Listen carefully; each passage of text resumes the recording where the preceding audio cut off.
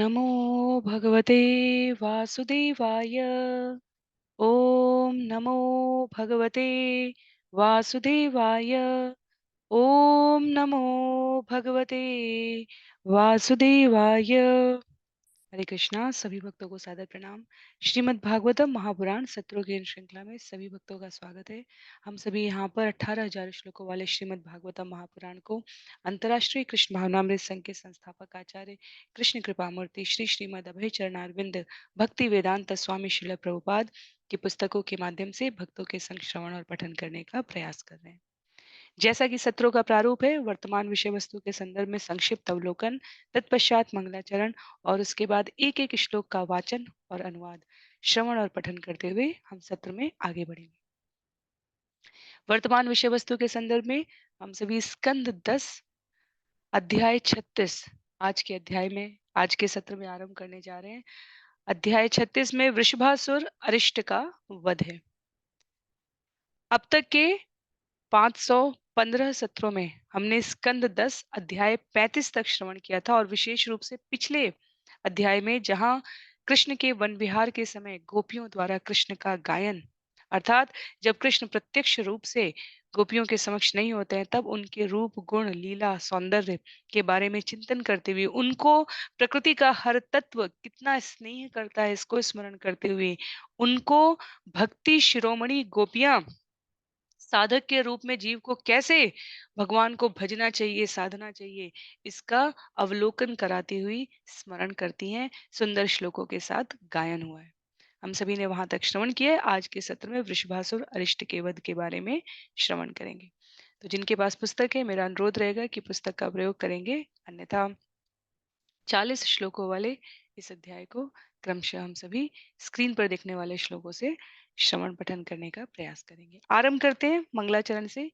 नारायणं नमस्कृत्य नरं चैव नरोत्तमं देवीं सरस्वतीं व्यासं ततो जयमुदीरयेत्।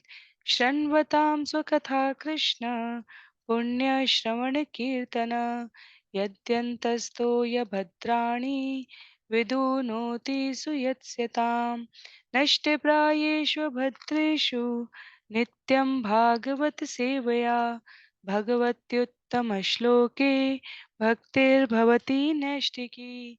ॐ अज्ञानतिमिरान्धस्य ज्ञानाञ्जनशलाकया चक्षुन्मीलितं येन तस्मै श्रीगुरुवे नमः। मूकं करोति वाचालं पंगुं लंघयते गिरिं यत्कृपातमहं वन्दे परमानन्दे माधवम्। वाञ्छाकल्पतरुभ्यश्च कृपा सिन्धुभ्यैव च पतितानां पावनेभ्यो वैष्णवेभ्यो नमो नमः। जय श्री कृष्ण चैतन्य ओ नित्यानंद श्री अद्वैत गदाधर श्रीवासादि गौर भक्त वृंद। हरे कृष्णा कृष्ण कृष्ण हरे हरे, हरे राम राम राम हरे हरे। हरे कृष्णा कृष्ण कृष्ण हरे हरे, हरे राम राम राम हरे हरे। हरे कृष्णा कृष्ण कृष्ण हरे हरे, हरे राम राम राम हरे हरे। हरे कृष्णा। पुनः सभी भक्तों को सादर प्रणाम। सत्र 516 516 में हम सभी स्कंद 10 अध्याय 36 वृषभासुर अरिष्ट का वध से आरंभ करने जा रहे हैं।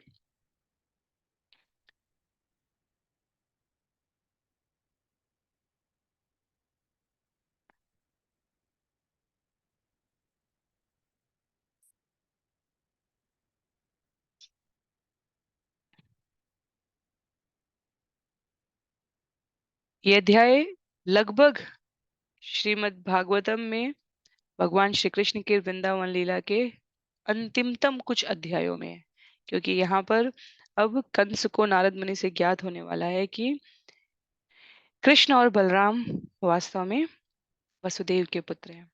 श्रीबादरायणी उवाच अथ तर्हि आगतोऽस्य गोष्ठम् अरिष्टः वृषभासुर महिं महाककुत्काय कंपयन् खुरवीक्ष्यताम्। सुखदेव गोस्वामी ने कहा, तत्पश्चात अरिष्टासुर गोपों के गांव में आया। वह बड़े डल्ले वाले बैल के रूप में प्रकट होकर अपने खुरों से पृथ्वी को छत विक्षत करके उसे कपाने लगा। तो ये अंतिम कुछ एक दिन है जहां पर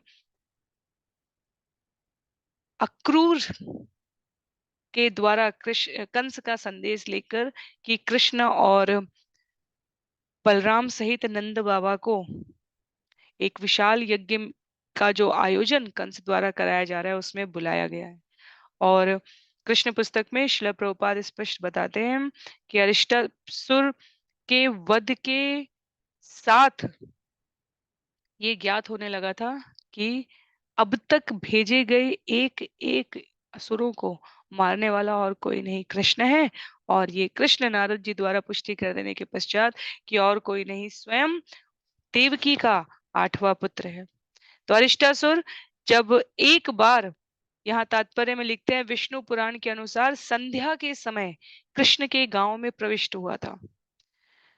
उन्मत्त होकर ग्वाल ग्राम में प्रवेश कर अरिष्टासुर सभी प्राणियों को डराने लगा।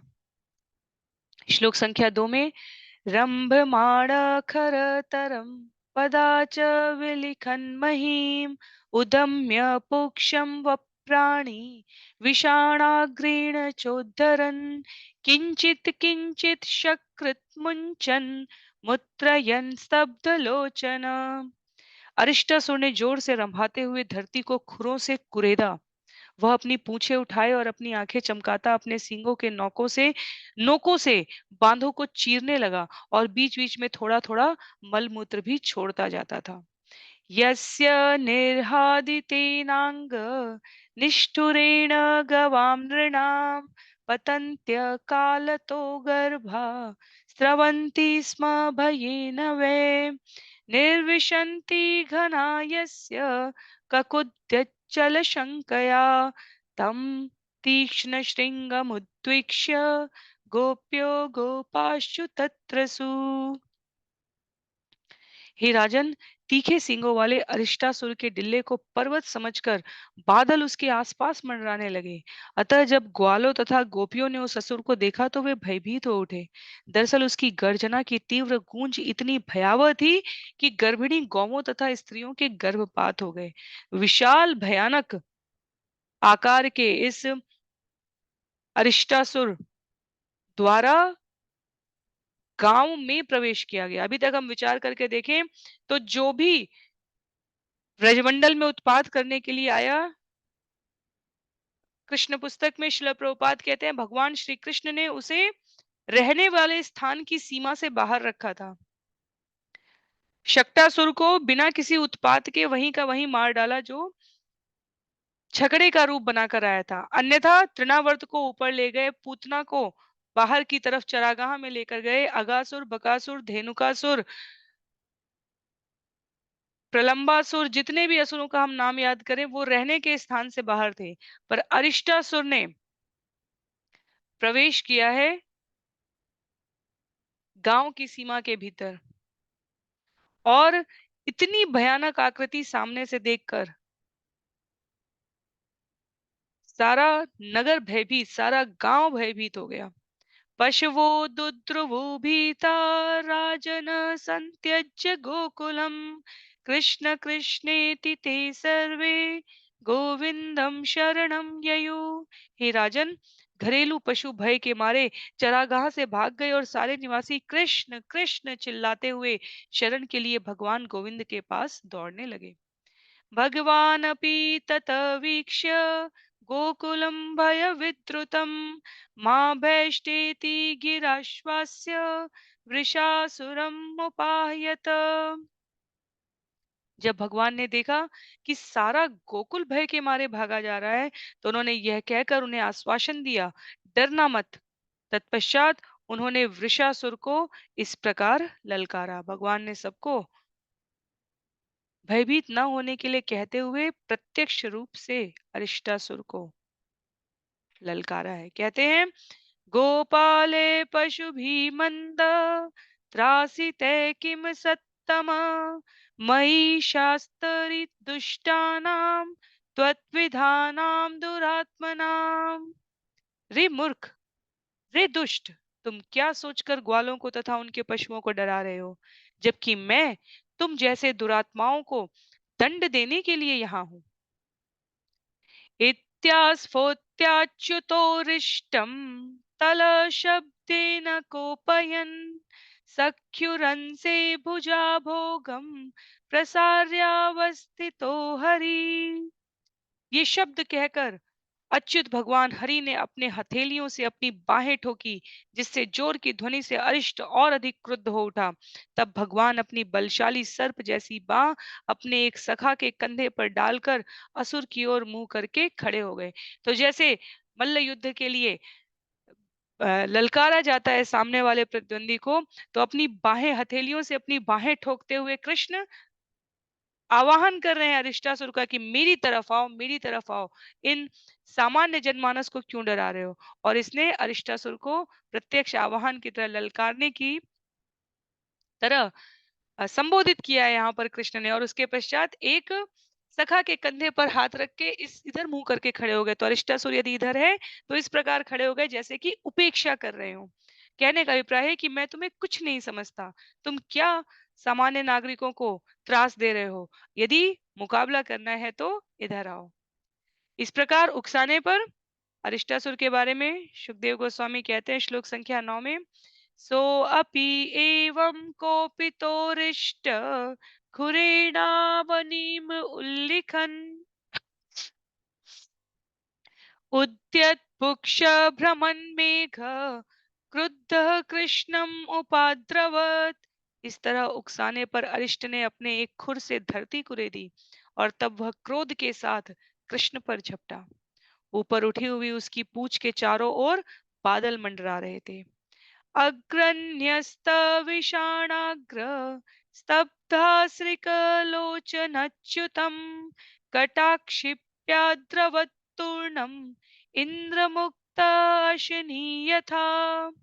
अपने सींगों के अग्रभाग सामने की ओर सीधे किए हुए तथा अपनी रक्तिम आंखों की बगल से तिरछे घूर कर भय दिखाकर अरिष्ट पूरे वेग से कृष्ण की ओर झपटा, मानो इंद्र द्वारा चलाया गया वज्र हो। गृहीत्वा शृङ्गयोस्तं वा अष्टादश पदानि स प्रत्यपोवाह भगवान् गज प्रति गजम यथा। भगवान कृष्ण ने अरिष्टासुर को सींगों से पकड़ लिया और उसे 18 पग पीछे फेंक दिया, जिस तरह एक हाथी अपने प्रतिद्वंदी हाथी से लड़ते समय करता है।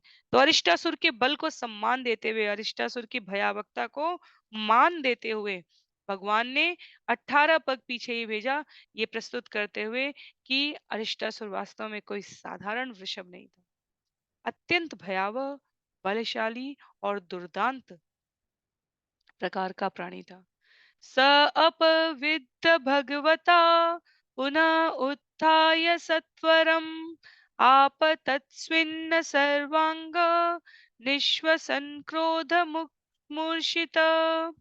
इस प्रकार भगवान द्वारा पीछे ढकेले जाने पर वृषासुर फिर से खड़ा हुआ और हांफता हुआ तथा सारे शरीर पर आए पसीने से तर अचेत क्रोध में आकर उन पर झपटा। कैसे? तमापतन्तं सनिगृह्य शृङ्गयो पदा समाक्रम्य निपात्य भूतले निष्पीड्यमास यथाद्रम् अम्बरम् कृत्वा विषाणेन जघान सोऽपतत्। ज्यों ही अरिष्ट ने आक्रमण किया, भगवान कृष्ण ने उसके सींग पकड़ लिए और अपने पांव से उसे धरती पर गिरा दिया। तब भगवान ने उसे ऐसा लताड़ा मानो कोई गीला वस्त्र हो, और अंत में उन्होंने उसका एक सींग उखाड़कर उसी से उसकी तब तक पिटाई की जब तक वह दंड के समान धराशायी नहीं हो गया। भगवान के लिए इतने कौशल और पराक्रम को प्रस्तुत करने की आवश्यकता भी नहीं है। पर अन्यों को सुख देने के लिए, अन्यों को निर्भयता प्रदान करने के लिए, अन्यों के जीवन में निःशंक अभय तत्व का वर्धन करने के लिए भगवान इस प्रकार का पराक्रम दिखाते हैं। तो इस प्रकार से सींग को पकड़कर पांव से उसे धरती पर गिराया और तब तक पिटाई की है। यहाँ लिखा है तब तक लताड़ा जैसे कोई गीला वस्त्र। बाद में उसी का एक सींग उखाकर उसी से तब तक उसकी पिटाई की है जब तक वह दंड के समान धराशायी न हो गया। जब वृषासुर ने प्रवेश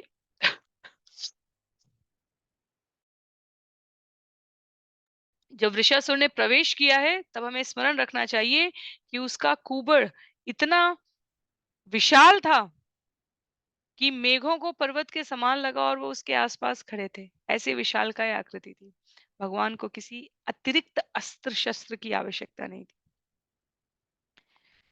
तत्पश्चात श्लोक संख्या 14 में अस्त्रेक्वमन्मूत्रशक्रेत् समुत्सृजन् क्षिपन् च पादान् अनवस्थितेक्षण जगाम कृक्षं निरत्रैरक्षयम् पुष्पे किरन्तो हरिमीडिरे सुरा। रक्त वमन करते तथा बुरी तरह से मलमूत्र त्याग करते, अपने पांव पटकते तथा अपनी आंखें इधर उधर पलटते, अरिष्टासुर बड़ी ही पीड़ा के साथ मृत्यु के धाम चला गया। देवताओं ने कृष्ण पर फूल बरसाकर उनका सम्मान किया है। तो अरिष्टासुर की यहाँ पर प्राणांत हो गया। एवं कुकुद्विनं हत्वा स्तूयमान द्विजातिभिः विवेश गोष्ठं सबलो गोपीनां नयनोत्सव। इस तरह अरिष्ट नामक वृषासुर का वध करने के बाद गोपियों के नेत्रों के लिए उत्सव स्वरूप कृष्ण बलराम सहित ग्वालों के ग्राम में प्रविष्ट हुए।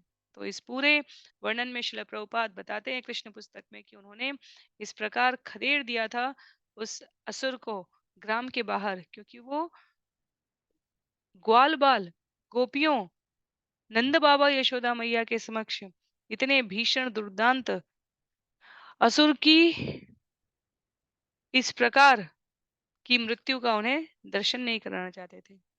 जब से भगवान ने प्रवेश किया है वृंदावन में, पूरे व्रजमंडल में, तब से कोई ना कोई असुर अशांति फैलाने के लिए आता रहता है, पर भगवान की उपस्थिति से वो असफल हो जाता है। भगवान यथासाध्य प्रयास करके रखते हैं कि ग्वाल बाल गोपियों को उतना ही दर्शन हो जिससे वो और अधिक भक्त बन सके। भयभीत होने के लिए नहीं, भक्त होने के लिए। तो यहाँ पर भगवान ने बलशाली दुष्ट असुर का वध किया है। जो भगवान वज्र की तरह कठोर है, भगवत गीता में उल्लेख है, और गुलाब के फूल की तरह कोमल है। असुरों के लिए वज्र की तरह कठोर है, इसका दर्शन कराते हैं यहाँ पर। और ग्वाल बाल गोपियों के लिए फूल की तरह कोमल है। तो हमारे मनोभाव पर निर्भर करता है कि हम भगवान के संग किस प्रकार का संबंध रखना चाहते हैं। गोपियों के संग माधुर्य प्रेम के युवा बालक की तरह आदान प्रदान करते हैं और असुरों को उनके साथियों सहित गीले कपड़े की भांति पछाड़कर मार डालते हैं। ऐसा तात्पर्य में लिखकर भगवान के ओर से भक्तों को निशंक रहने का आश्वासन दे रहे हैं।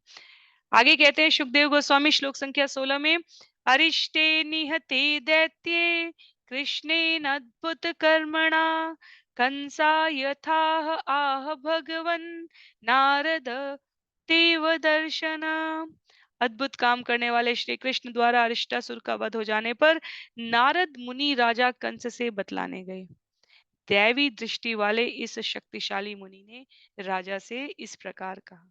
तो वास्तव में यहाँ पर अब जब जब आवश्यकता होती है भगवान की लीला का घटनाक्रम आगे बढ़ाने के लिए, चाहे जिस भी रूप में हो, चाहे रामावतार हो, चाहे कृष्ण रूप में हो, चाहे चैतन्य महाप्रभु के रूप में हो, अन्य स्थानों पर भी, चाहे वामन देव के रूप में थे, चाहे पृथु महाराज के रूप में थे, जहां जहां भगवान को लीला वर्धन करने के लिए किसी दिव्य उपक्रम की आवश्यकता होती है, वहां भक्तों के और स्वयं के जीवन में भगवान नारद मुनि का प्रवेश कराते हैं।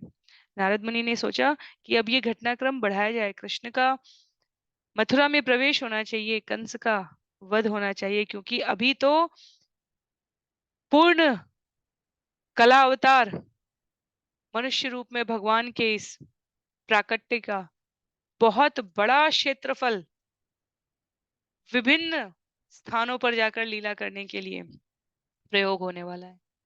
तो हस्तिनापुर से लेकर द्वारका से लेकर मथुरा से लेकर पूरे भूमंडल के शासकों को अभी तो कृष्ण का दर्शन और सानिध्य प्राप्त होना है।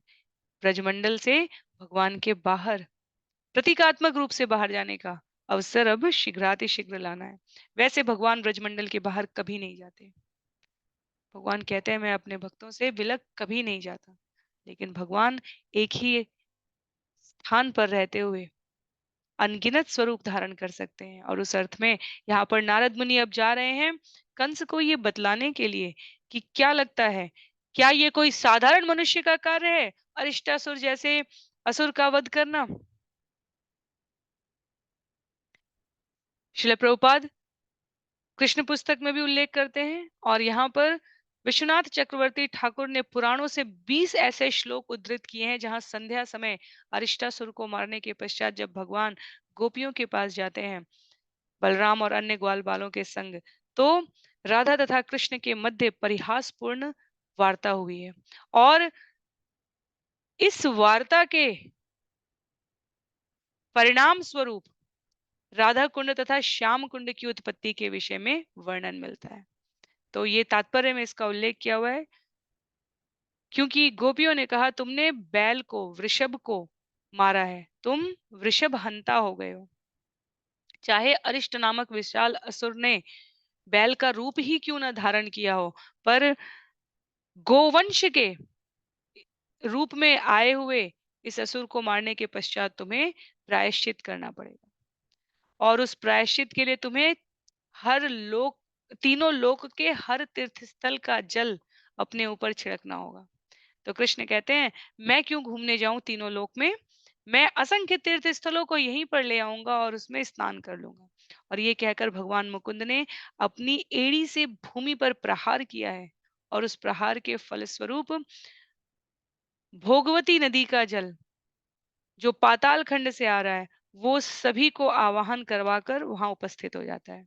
तो ये कथा वास्तव में आचार्य द्वारा अनेक स्थान पर उल्लिखित है कि अरिष्टासुर का सायंकाल के समय वध हुआ है, और उसके पश्चात भगवान जब ग्वाल बाल के संग अम, गोपियों के समीप पहुंचते हैं तो वो वहां पर उनसे इस प्रकार प्रायश्चित करने को कहती हैं।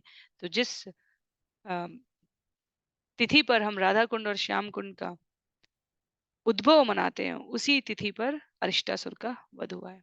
और प्रायश्चित करने के क्रम में गोपियों ने देखा कि भगवान ने अपनी एड़ी के प्रहार से समस्त तीर्थों को बुलाया, और एक एक तीर्थ वहां आकर भगवान को नमन करते हैं। गोपियां कहती हैं तुम क्या बात कर रहे हो, हमें तो कोई नहीं दिख रहा है। तब वहां पर तीर्थ स्थानों ने हाथ जोड़कर कहा है मैं लवण सागर हूँ, मैं क्षीर सागर हूँ, मैं अमर दीर्घिका हूँ, मैं शोण नदी हूँ, मैं सिंधु नदी हूँ। तो इन 20 श्लोकों का जो उल्लेख विश्वनाथ चक्रवर्ती ठाकुर करते हैं यहाँ तात्पर्य में लिखा है शोणो अपि सिंधु अहम अस्मि भवामि ताम्र पर्णी च पुष्करम अहम च सरस्वती च गोदावरी रवि सुता सरयू प्रयागो रेवास्मि पश्यत जलम कुरुत प्रतीतम। मैं पुष्कर तीर्थ हूँ, मैं सरस्वती हूँ, हम गोदावरी यमुना तथा रेवा नदियां हैं, प्रयाग स्थित नदियों के संगम में सिंधु नदी ताम्रपर्णी और शोण नदी हूँ। तो सभी अपने अपने जल के संग प्रस्तुत होती हैं, और उसके पश्चात भगवान कहते हैं स्नात्वा ततो हरियति प्रजगल्भ एव शुद्ध सरोप्य करवम स्थित सर्व तीर्थम युष्माभि आत्मजनुषीह कृतो न धर्म कोऽपि शितावध सखे निर्जगाद राधा। स्नान द्वारा शुद्ध होने के बाद भगवान हरि एकदम अक्खड़ बन गए, और उन्होंने कहा मैंने विभिन्न तीर्थों वाले एक सरोवर का निर्माण कर दिया, किंतु तुम गोपियों ने इस पृथ्वी पर ब्रह्मा को प्रसन्न करने के लिए एक भी धार्मिक कृत्य नहीं किया है। तब श्रीमती राधा रानी ने अपनी सखियों को संबोधित किया। तो ये भागवतम के प्रत्यक्ष विषय में नहीं आता है, पर आचार्य अपनी अनुकंपा से इस गुह्य लीला को, जो अन्य स्थानों पर शास्त्रों में उल्लिखित है, क्योंकि यहाँ पर प्रत्यक्ष रूप से श्रीमती राधा रानी का सुखदेव गोस्वामी ने आदेशानुसार प्रवेश नहीं कराया। अप्रत्यक्ष रूप से पूरे भागवतम में श्रीमती राधा रानी है। पर क्योंकि ये राधा कुंड और श्याम कुंड के निर्माण की कथा है, तो तात्पर्य में इसे विश्वनाथ चक्रवर्ती ठाकुर के उद्धरणों से श्रील प्रभुपाद ने सम्मिलित कराया। राधा रानी कहती है, मैं इससे भी अधिक सुंदर सरोवर बना डालूंगी, अतः तुम लोग चलकर कार्य शुरू करो। तो जहां अरिष्टासुर के खुरों से श्री कृष्ण कुंड के पश्चिम में एक उथला गड्ढा बन गया था, वहां पर उल्लेख आता है कि पास में समस्त गोपियों ने अपने हाथों से मुलायम दलदल भूमि को कुरेदना शुरू कर दिया, और 1 घंटे के थोड़े से समय में दिव्य कुंड प्रकट हो गया। उनके द्वारा बनाए गए इस सरोवर को देखकर कृष्ण चकित रह गए। उन्होंने कहा, हे कमल नेत्रों वाली, आगे बढ़ो, तुम तथा तुम्हारी सखियां इस तालाब को मेरे तालाब के जल से भरो। पर वहां पर हास परिहास के इस संवाद में श्रीमती राधा रानी कहती हैं, तुम्हारे तालाब के जल से हम नहीं भरेंगी, क्योंकि गोवध के भीषण पाप से तुम्हारे तालाब का जल दूषित है, क्योंकि तुमने उसमें स्नान किया है। वास्तव में ये परम सत्य नहीं है, ये कृष्ण और उनकी आलादिनी शक्ति श्रीमती राधा रानी के स्तर का हास है। तब वो कहती है, हम मानसी गंगा का शुद्ध जल लेकर आएंगे और वहां से इसे भरेंगे। अत्यधिक प्रयास करते हैं गोपियां और थक जाती हैं, और तब भगवान संकेत करते हैं प्रयागराज को। प्रयागराज श्रीमती राधा रानी को नमस्कार करके उनसे अनुरोध करते हैं कि हे देवी, समस्त शास्त्रों के वेत्ता, यहाँ बहुत सुंदर श्लोक है, हमें इसका श्रीमती राधा रानी की स्तुति के लिए गान करना चाहिए। देवी त्वदीय महिमानम् अवेति सर्वशास्त्रार्थम् अविन्न च विधिर्न हरो न लक्ष्मी किन्त्वेक एव पुरुषार्थ शिरोमणि त्वत् प्रस्वेद मार्जन पर स्वयं एव कृष्ण। हे देवी, समस्त शास्त्रों के वेत्ता ब्रह्मा तक आपकी कीर्ति को नहीं समझ पाते, नहीं शिव जी या लक्ष्मी। समस्त मानवीय उद्योग के चरम लक्ष्य केवल कृष्ण ही उसे समझ सकते हैं, और जब आप थककर अपने पसीनों को धो देती हैं, तो वे अपने को कृतकृत्य मानते हैं। इसलिए इन सुंदर श्लोकों में उल्लेख किया गया है कि वो कृष्ण जो आपके चरण कमलों को सदैव अमृतमय चारु तथा यावक से लेपित करते हैं, उन्हें घुंघरुओं से सजाते हैं, आपके चरण कमलों की अंगुलियों के अग्रभागों को तुष्ट करके हर्ष अनुभव करते हैं और अपने को परम धन्य मानते हैं। पूरा जगत कृष्ण की उपासना करता है। कृष्ण श्रीमती राधा रानी की प्रसन्नता के लिए कार्य कर रहे हैं। उनकी आज्ञा से हम इस सर्वोत्तम कुंड में रहने तुरंत आ गए हैं, जिसे उन्होंने अपनी एड़ी के एक प्रहार से उत्पन्न किया था। अब यदि आप प्रसन्न हो जाएं, आप कृपा करें, अपनी कृपा दृष्टि डालें, तो हमारी इच्छा रूपी ये वृक्ष फलित हो सकता है। तब समस्त तीर्थों की सभा के प्रतिनिधि की स्तुति सुनकर श्रीमती राधा रानी प्रसन्न हो गई, और उन्होंने कहा, आपकी क्या इच्छा है? तब कुंडों ने कहा है कि हम आपके इस द्वारा खोदे गए इस स्थान पर निवास करना चाहते हैं। और वृषभानुसुता ने अपने प्रियतम को अपनी आंखों की कोरों से देखते हुए मुस्कुराकर उत्तर दिया, कृपया आप आ जाएं। उनकी सारी सखियां उनके निर्णय को मान गई और आनंद मग्न हो गई। तो चर तथा अचर प्राणियों का ये सौंदर्य बढ़ गया। श्रीमती राधा रानी की कृपा का प्रसाद पाकर श्री राधा कृष्ण कुंड में स्थित पवित्र नदियों तथा सरोवरों ने सीमा की दीवारें बलपूर्वक तोड़ दी और तेजी से अपने जल से राधा कुंड को लबालब भर दिया। तो जिन्होंने वृंदावन में राधा कुंड और श्याम कुंड का दर्शन किया है, विषय स्थिति कुछ इस प्रकार से है कि पहले जाकर श्री राधा कुंड में के जल से हमें प्रक्षालन करना चाहिए, आचमन करना चाहिए, तत्पश्चात श्याम कुंड में प्रवेश करना चाहिए। अन्यथा श्रीमती राधा रानी की कृपा के बिना कृष्ण कृपा नहीं प्राप्त होती। और यदि हम सीमा देखें राधा कुंड और श्याम कुंड की, तो राधा कुंड चौकोर में दिखेगा और श्याम कुंड आड़ा तिरछा है। तो राधा कुंड और श्याम कुंड के चारों तरफ हमारे सभी गोस्वामियों की समाधियां हैं। बिल्कुल छोटे छोटे छोटे छोटे अंदर ही अंदर अंदर अंदर जाते जाते परिक्रमा के समय भी हमें दर्शन होते हैं। पर ऐसे भी जब हम राधा कुंड और श्याम कुंड के लिए जाएं, बीच में एक स्थान बना दिया गया है अब। और इसी राधा कुंड श्याम कुंड के समीप पंच पांडव आज भी वृक्ष के रूप में है।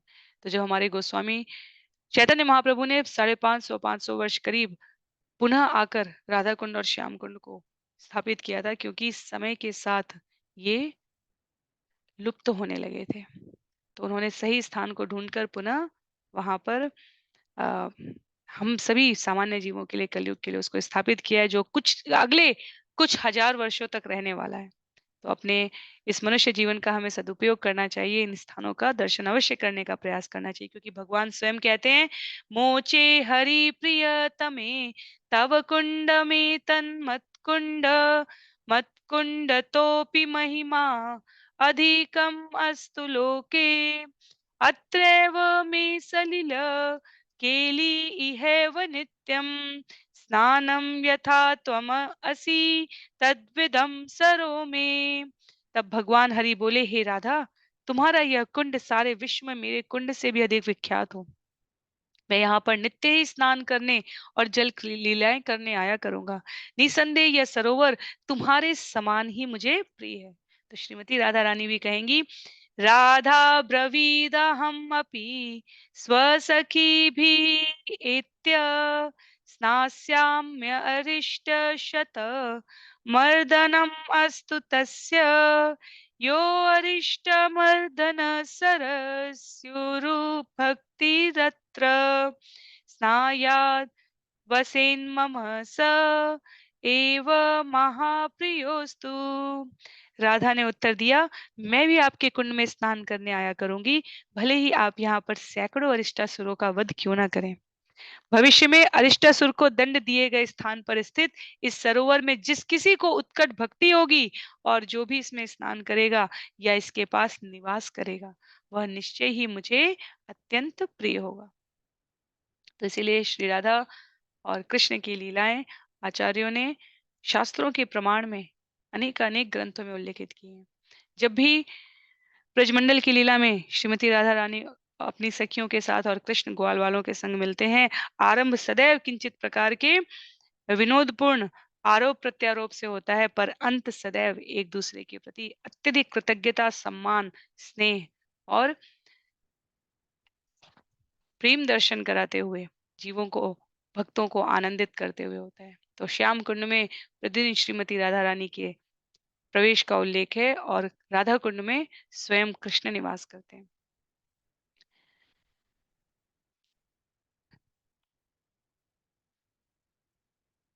अंतिम श्लोक है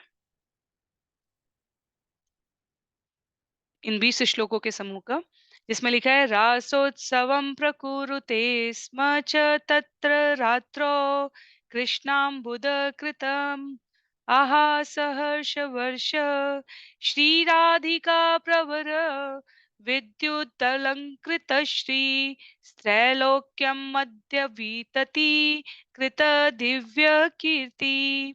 उस रात कृष्ण ने राधा कुंड पर रास नृत्य प्रारंभ किया, जिससे आनंद धारा उमड़ पड़ी।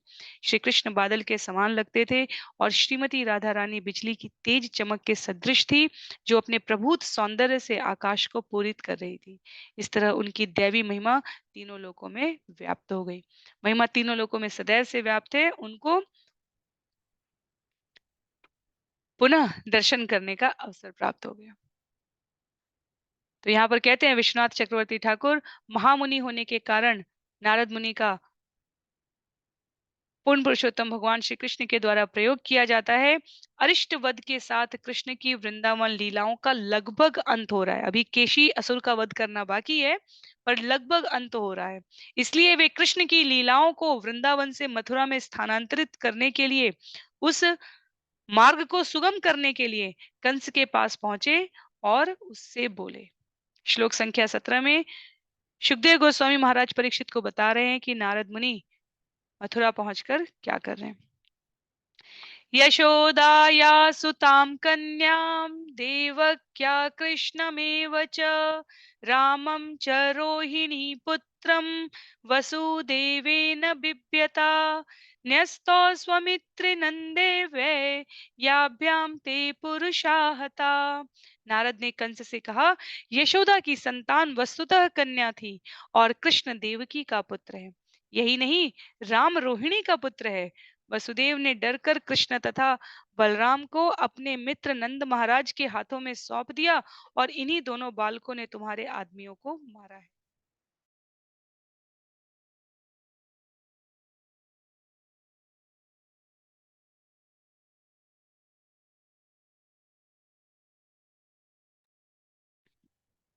कहते हैं यहाँ पर तात्पर्य में उल्लेख के साथ कि नारद मुनि ने कृष्ण को वृंदावन से मथुरा पहुंचाने के लिए कंस को उसकी पहली सिखाई गई शिक्षा, इससे पहले भी शीघ्रातिशीघ्र पुत्रों का जन्म हो, संतान एक के बाद एक होती जाए, जो कालनेमी के 6 पुत्र रहे हैं और ऋषि के श्राप से कि तुम्हारे पिता के हाथों ही तुम्हारी मृत्यु होगी, वो सब माता देवकी के गर्भ से एक के बाद एक उत्पन्न होते हैं। नारद मुनि ने इसमें शीघ्रता लाने के लिए ही कंस को कहा था 8वीं संतान। जैसे अंगूर में के गुच्छे में पता नहीं है कि संख्या क्रम किस प्रकार से है, उस प्रकार तुम्हें भी सचेष्ट रहना चाहिए। तब वहां पर नारद मुनि का प्रयोग हुआ था और यहाँ पुनः वो गूढ़ अर्थ की भविष्यवाणी को गंभीरता से लो। निश्चिंत मत हो कंस, अब ये जो उपक्रम है जिसमें तुम्हारे द्वारा भेजे गए सारे असुर एक के बाद एक के बाद एक के बाद मरते चले गए, वो कृष्ण वास्तव में देवकी की 8वीं संतान है। तो तुम्हें जो पहले विश्वास दिलाया गया था कि कृष्ण यशोदा का पुत्र है और देवकी की 8वीं संतान कन्या है, वो असत्य है। 8वीं संतान के रूप में कन्या को यदि माना भी जाए तो उसकी भविष्यवाणी कि तुम्हारा वध करने वाला कहीं अन्य जन्म ले चुका है, उसके प्रति अपनी गंभीरता को पुनः स्थिर करो, कृष्ण को बुलाओ और अपने समक्ष उसका नाश करने का प्रयास करो। श्लोक संख्या 18 में निशम्य तत्भोजपति कोपात प्रचलित इंद्रिय निशातम असित आदत्त वसुदेव जिघांसया। यह सुनकर भोजपति क्रुद्ध हो उठा और उसकी इंद्रियां उसके वश में नहीं रह पाई। उसने वसुदेव को मारने के लिए एक तेज तलवार उठा ली। निवारितो नारदेन तत्सुतो मृत्युमात्मना ज्ञात्वा लोहमये पाशे बबंध सह भार्यया। किंतु नारद ने कंस को यह स्मरण दिलाते हुए रोका कि वसुदेव नहीं, अपितु उसके दोनों पुत्र तुम्हारी मृत्यु के कारण बनेंगे। तब कंस ने वसुदेव तथा उसकी पत्नी को लोहे की जंजीरों से बंधवा दिया। तो रुष्ट हो गया है कंस यहाँ पर।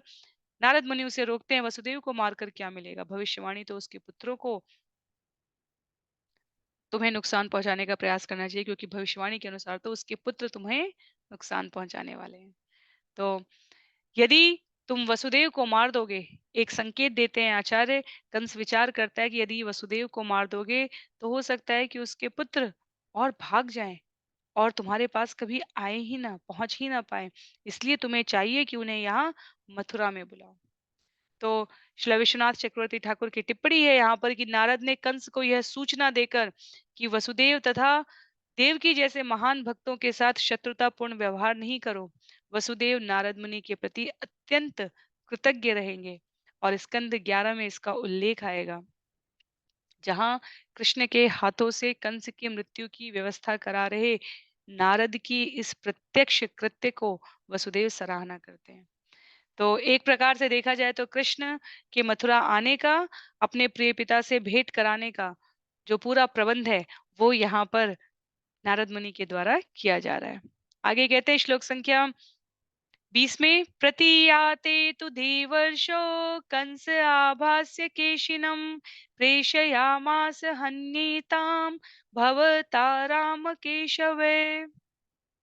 नारद के चले जाने पर राजा कंस ने केशी को बुलाया और उसे आदेश दिया, जाओ राम तथा कृष्ण का वध करो। तो एक और अवसर लेने का प्रयास कर रहा है कंस यहाँ पर कि यहाँ लाए बिना ही मारा डाला जा सके, तो वही प्रयास करते हैं। और केशी को भेजने के बाद उसने यहाँ मथुरा में अपनी व्यवस्था सुदृढ़ की। क्या करता है?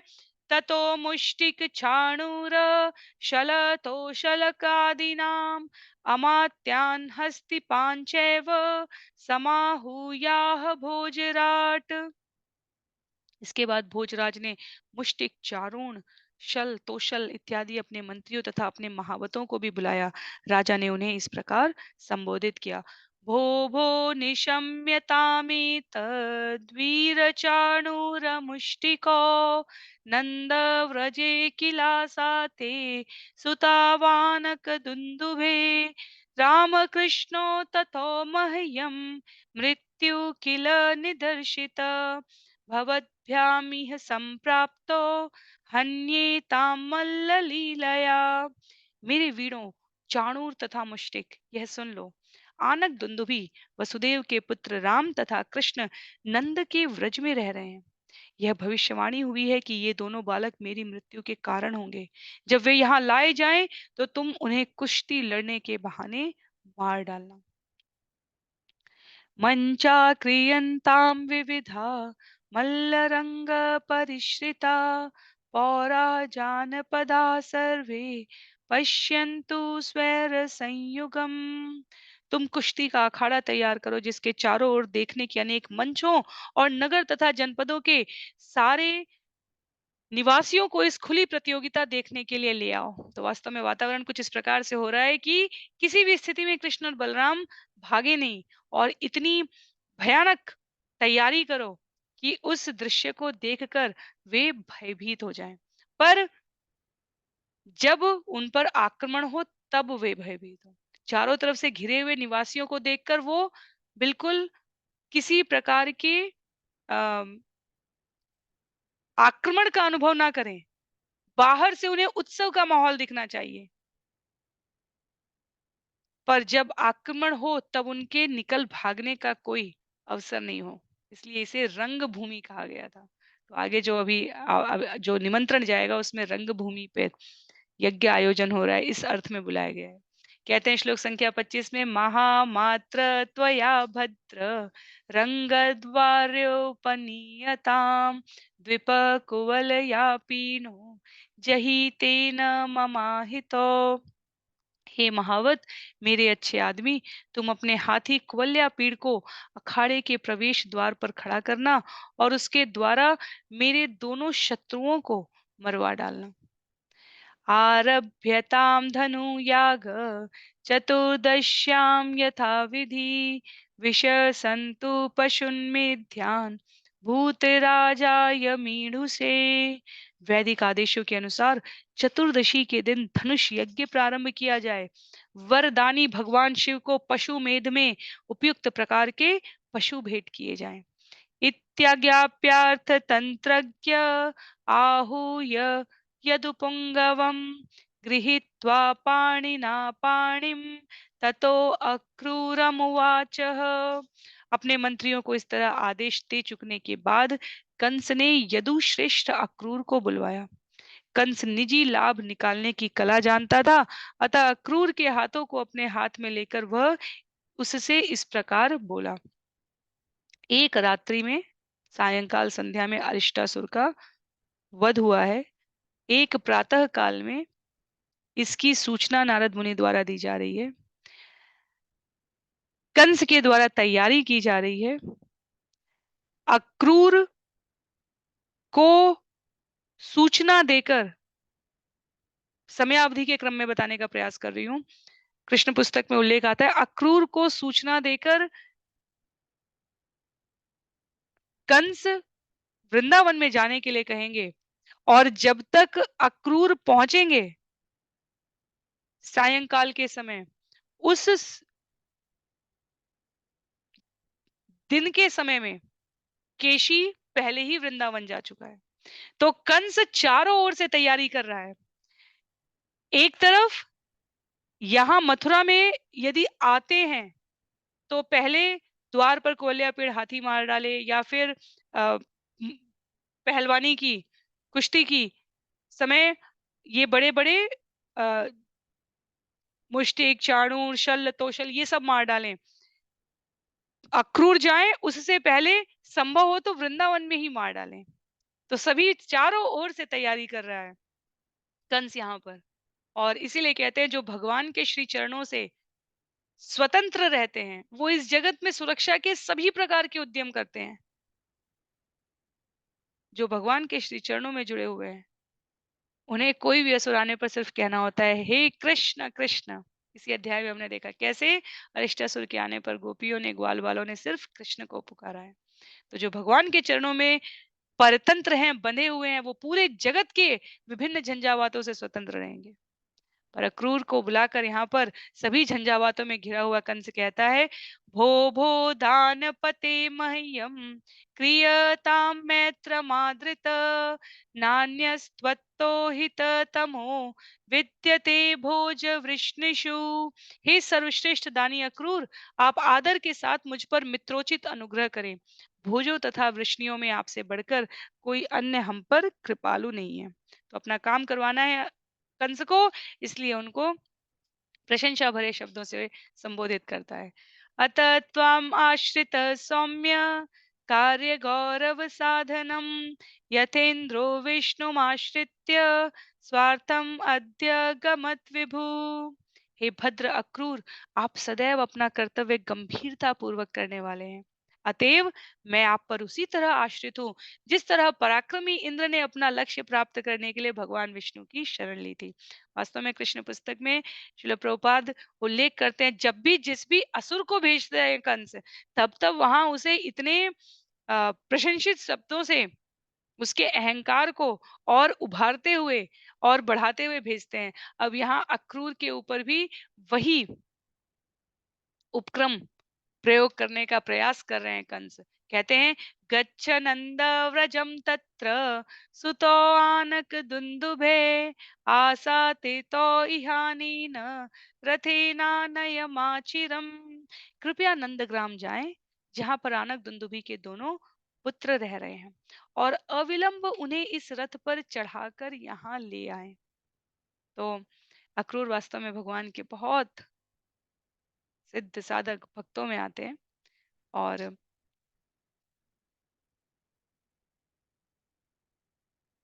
श्री विश्वनाथ चक्रवर्ती ठाकुर यहाँ पर टिप्पणी देते हैं, जिसको तात्पर्य में उल्लिखित किया गया है कि जब कंस ने नवीन आकर्षक रथ की ओर इशारा किया है, तो वो अक्रूर को ऐसे भोला भाला भाव व्यक्त करते हुए दिखाना चाहते हैं कि जैसे ही सुंदर नए रथ को अक्रूर देखेंगे तो बालकों को तुरंत लाना चाहेंगे, क्योंकि अक्रूर का स्वाभाविक अनुराग क्या लिखा है, वृष्णि वंश के आप हितैषी हैं। पर अक्रूर जिस रथ पर कंस चढ़ चुके हों, उस पर भगवान का चढ़ना उचित नहीं है, ऐसा विचार करेंगे। श्लोक संख्या 31 में अपने मनोभाव को व्यक्त करते हुए कहते हैं कंस यहाँ पर, निःसृष्ट किल मे मृत्यु दैवे वैकुंठ संश्रये तावानय समम गोपे नंदाद्य स अभ्युपायने। विष्णु के संरक्षण में रहने वाले देवताओं ने इन दोनों बालकों को मेरी मृत्यु के रूप में भेजा है। इन्हें यहाँ ले आइए तथा इनके साथ नंद तथा अन्य ग्वालों को अपने अपने उपहारों समेत आने दीजिए। घातयिष्यैहानितो कालकल्पेन हस्तिना यदि मुक्तो ततो मल्ले घातये वैद्युतोपमे। जब आप कृष्ण तथा बलराम को ले आएंगे तो मैं उन्हें साक्षात मृत्यु के समान बलशाली अपने हाथी कुवल्यापीड़ से मरवा दूंगा। यदि कदाचित वे उससे बच जाते हैं तो मैं उन्हें बिजली के समान प्रबल अपने पहलवानों से मरवा दूंगा। तो सभी प्रकार के उद्यम कर रहा है अब यहाँ पर कंस। तयो निह तयो तप्तान वसुदेव पुरोगमान तद्बंधुन निहयिष्यामि वृष्णिभोज दशार्हकान। जब ये दोनों मार डाले जाएंगे तो मैं वसुदेव तथा उनके सभी शोक संतप्त संबंधियों वृष्णियों भोजों तथा दशार्हों का वध कर दूंगा। तो पूरी योजना के साथ है। योजना जीव अवश्य बना सकता है, पर हमने भगवत गीता में देखा है जीव, प्रकृति, भगवान जिस त्रिकोण के 3 बिंदुओं कोनों पर स्थित है। जीव योजना बना सकता है, पर प्रकृति भगवान की संस्तुति मिलने पर ही उसको संपादित कराती है। तो पूरे कुचक्र की योजना बनाकर अमल करने का यहाँ पर प्रयास करेगा, क्योंकि कथा क्रम में है ये श्लोक, इसलिए हम लोग श्रवण करते हुए आगे बढ़ेंगे। उग्रसेन च पितरं स्थविरं राज्यकामुकं ततः भ्रातं ततः भ्रातरमदेवकं च ये चान्ये विद्विषो मम। उग्रसेनं च पितरं स्थविरं राज्यकामुकं तदभ्रातरं देवकं च ये चान्ये विद्विषो मम। मैं अपने बूढ़े पिता उग्रसेन को भी मार डालूंगा, क्योंकि वह मेरे साम्राज्य के लिए लालायित है। मैं उसके भाई देवक तथा अपने अन्य सारे शत्रुओं को भी मार डालूंगा। ततश्चैषा मही मित्र भवित्री नष्ट कंटका। तब हे मित्र, यह पृथ्वी कांटों से मुक्त हो जाएगी। वास्तव में जैसी दृष्टि वैसी सृष्टि। कंस अपने आप को सभी प्रकार अपने लिए सभी कांटों को हटाना चाहता है, तो वो कहता है पृथ्वी कांटों से मुक्त हो जाएगी। श्लोक संख्या 36 में आगे अपनी सभी समीकरणों का ध्यान रखते हुए कहता है कंस, जरासंध मम गुरु द्विविध दयित शका शंबरो नरको बाणो मय्येव कृत सौयदा तैरहं सुर पक्षीयान हत्वा भोक्षे महिम नृपान। मेरा ज्येष्ठ संबंधी जरासंध तथा मेरा प्रिय मित्र द्विविद मेरे अतीव शुभ चिंतक हैं, और वैसे ही शंबर नरक तथा बाण है। मैं इन सबों का उपयोग इन राजाओं का वध करने के लिए करूंगा जो देवताओं के पक्षधर हैं, और तब मैं सारी पृथ्वी पर राज करूंगा। तो इसी श्रीमद् भागवतम में, इसी स्कंद में हम सभी द्विविद, बाण, जरासंध, शंबर, नरक, नरकासुर, इन सब के वध की कथा को श्रवण करने वाले हैं। कृष्ण पुस्तक में एक एक अध्याय के विस्तार में है। यहाँ पर आवश्यक रूप से उल्लिखित इन राजाओं के वध के द्वारा पृथ्वी भार मुक्त होगी, ऐसा हमें श्रवण करने का अवसर प्राप्त हो। एतद् ज्ञात्वा आनय क्षिप्रं रामकृष्ण इह अर्भको धनुमख निरीक्षार्थं दृष्टुं पुरश्रियम्। चूंकि अब आप मेरे मनोभावों को जान चुके हैं, अतः तुरंत जाइए और कृष्ण तथा बलराम को धनुष यज्ञ निहारने तथा यदुओं की राजधानी का ऐश्वर्य देखने के लिए ले आइए। यहाँ पर अक्रूर कुछ बहुत ही मार्गदर्शक पंक्तियां कहने जा रहे हैं। श्री अक्रूरुवाच राजन मनीषितं सह्यक् तव स्व अवद्यमार्जनम् सिद्धि असिद्धयो समम् कुर्याद्देवं हि फल साधनम। श्री अक्रूर ने कहा, हे राजन, आपने अपने को दुर्भाग्य से मुक्त करने के लिए अच्छा उपाय ढूंढ निकाला है। फिर भी मनुष्य को सफलता तथा विफलता में संभाव रहना चाहिए, क्योंकि निश्चित रूप से यह भाग्य ही है जो किसी के कर्म के फलों को उत्पन्न करता है। अक्रूर के द्वारा कही गई ये एक पंक्ति श्रीमद् भगवत गीता में भगवान के द्वारा प्रस्तुत कर्म फल के सिद्धांत की गूढ़ गणना को परिभाषित कर देती है। पिछले जन्मों के किए गए कर्मों के परिणाम स्वरूप वर्तमान का प्रारब्ध है हमारा भाग्य है, और वर्तमान में किए जा रहे कर्मों से हमारा भावी प्रारब्ध बन रहा है। इसलिए धीर व्यक्ति सफलता और विफलता में संभाव धारण करे, क्योंकि उसे उसके पूर्व कर्मों का जो निश्चित फल प्रभाव है वो प्राप्त हो रहा है, और वर्तमान में इसीलिए समस्त कर्मों को भगवान के श्री चरणों में समर्पित करके रहने के भाव से व्यवहार करने को कहा जाता है, ताकि भावी प्रारब्ध किसी भी प्रकार से अमंगलकारी ना हो।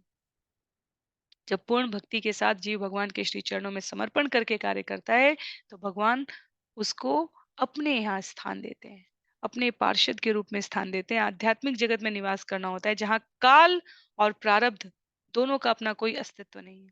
ना वहाँ समय की सीमा है, ना वहाँ कर्मफल का परिणाम है, वहाँ केवल कृपा है।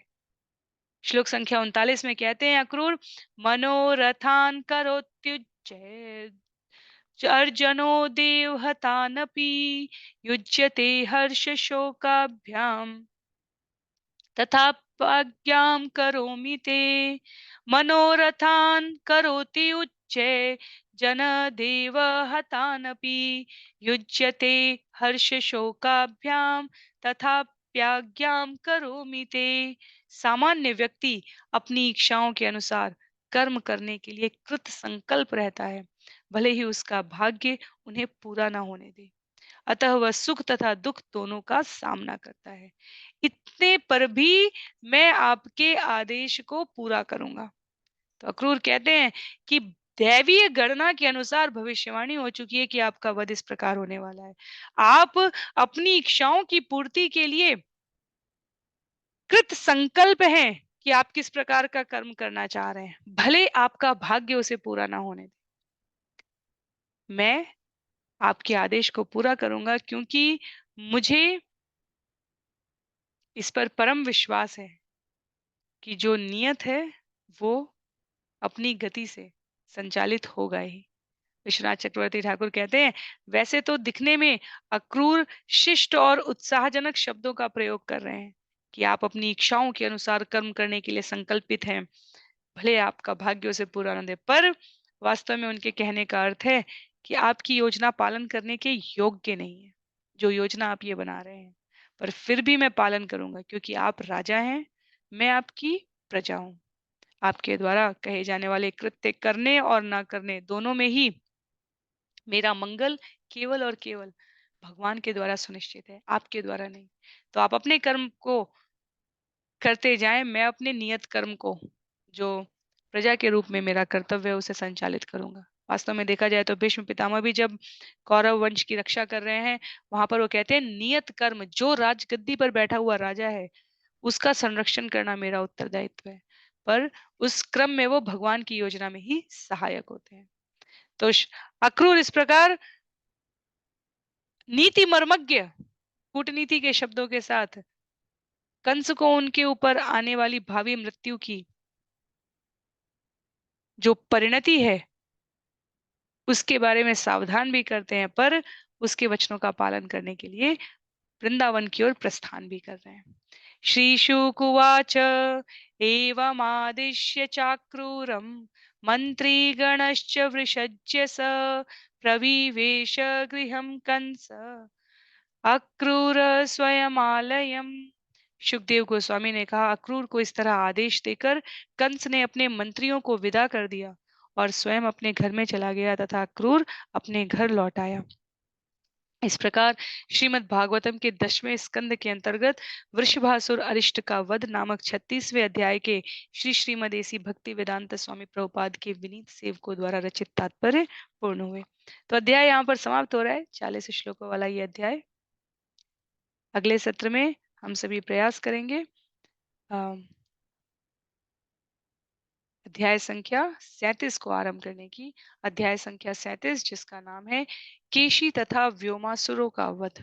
तो अभी ये दोनों वध बाकी हैं। सुबह के नाश्ते के समय केशी का वध होता है और दोपहर के पूर्व व्योमासुर का वध होता है, और सायंकाल जाते जाते अब गमन करने की लीला संपादित होनी है वृंदावन से मथुरा की। तो करीब करीब आधे तक 40-42 अध्याय तक इस प्रकार से लीलाएं हैं जो कि अत्यंत मनोहारी हैं। पूरे श्रीमद् भागवतम को क्रमबद्ध तरीके से स्मरण करके आते हुए भगवान के इस सुंदर वृंदावन की लीलाओं को हम सभी गुरु की कृपा से श्रवण कर सके।